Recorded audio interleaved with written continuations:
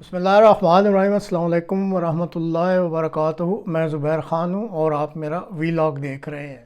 German Christmas market پر حملہ، اب تک سامنے آنے والے حقائق، یہ آج کے پروگرام کا موضوع ہے۔ جمعہ 20 دسمبر شام 7:04 پر جرمنی کے صوبہ ساکسنی انہالٹ کے دارالحکومت مگڈابرگ کی کرسمس مارکیٹ پر ایک کالے رنگ کی ایس یو وی BMW کار کے ذریعے دہشت گردی کا حملہ کیا گیا۔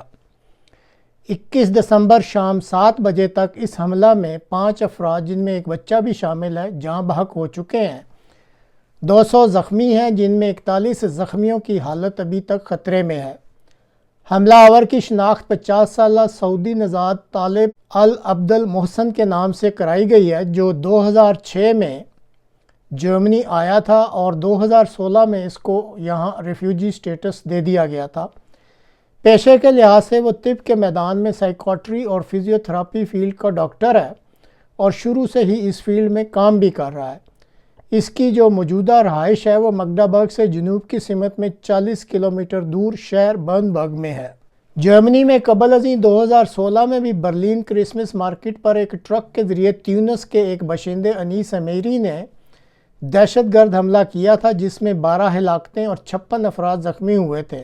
مگڈابرگ کی کرسمس مارکیٹ میں بلاک رکھ کر گاڑیوں کے راستے بند تو کیے گئے تھے، لیکن بعض مقامات پر بلاکس میں فاصلہ اتنا ضرور تھا کہ حملہ آور کی کار مین مارکیٹ میں داخل ہو سکی تھی۔ داخلہ کے بعد حملہ آور انتہائی تیز رفتاری سے زگ زیگ طریقے سے پیدل چلنے والوں پر اپنی کار کو 400 میٹر تک دوڑاتا رہا اور جو بھی سامنے آیا اس کو اس نے نہ بخشا۔ مارکیٹ میں چونکہ پولیس بھی موجود تھی اس لیے اس کا پیچھا کیا گیا اور پھر اس کو گرفتار کر لیا گیا۔ اس واقعہ کے بعد کم از کم مگڈابرگ کی کرسمس مارکیٹ کو تو فی الحال بند کر دیا گیا ہے۔ اب جب کہ سعودی ڈاکٹر یہ حملہ کر چکا ہے تو بعض حقائق ہیں جو پہلے پردے میں تھے، اب ان کو سامنے لایا جا رہا ہے۔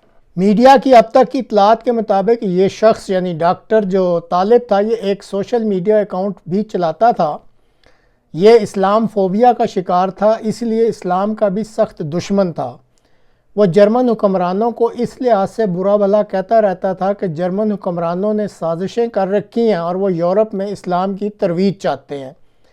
ایک ٹویٹ میں تو اس نے جرمنی کی سابقہ چانسلر میرکل کو شام کے باشندوں کو پناہ دینے کے بدلے عمر قید کی سزا کا مشورہ بھی دیا تھا۔ جرمنی کے مشہور رسالہ شپیگل کے مطابق 1 سال قبل اس شخص کے خلاف ایک بیان دینے کے بارے میں شکایت بھی سامنے آئی تھی، لیکن متعلقہ حکام کے مطابق یہ کوئی دھمکی آمیز بیان نہیں تھا، اس لیے اس بارے میں کوئی توجہ نہیں دی گئی تھی۔ جرمنی کے مشہور اخبار فرانکفرٹ آلگیمائنے سائٹنگ کے دسمبر 2019 کے انٹرویو میں ڈاکٹر طالب عبد المحسن نے اپنے آپ کو اسلامی تاریخ کا سب سے بڑا جارحانہ نقاد قرار دیا تھا۔ یہ سعودی عورتوں کو جرمنی آ کر پناہ لینے کا مشورہ بھی دیتا رہتا تھا۔ عام پبلک میں یہ جرمنی کی AfD پارٹی کا سپورٹر تھا۔ یورو نیوز کے مطابق سعودی حکام نے ڈاکٹر طالب کے بارے میں جرمن حکام کو اس کے جرائم کے بارے میں مطلع کیا تھا، لیکن اس کے باوجود اس کو جرمنی میں 2016 میں پناہ دے دی گئی تھی۔ اسی طرح یورو نیوز کے مطابق سعودی حکام نے جرمنی کی فیڈرل انٹیلیجنس سروس کو ڈاکٹر طالب کے بارے میں پھر مطلع کیا، جس میں خدشہ ظاہر کیا گیا تھا کہ کچھ بڑا ہونے والا ہے۔ اب کیا جرمنی کی فیڈرل ایجنسی نے ساکسنی انہالٹ کے صوبے کو اس کے بارے میں بتلایا یا نہیں؟ اور اگر بتلایا تو کیا اس صوبے کی انٹیلیجنس ایجنسی نے اس اطلاع پر کوئی قدم اٹھایا یا نہیں؟ یہ تو بہرحال اب وہ متعلقہ دفتر ہی بتلا سکتے ہیں۔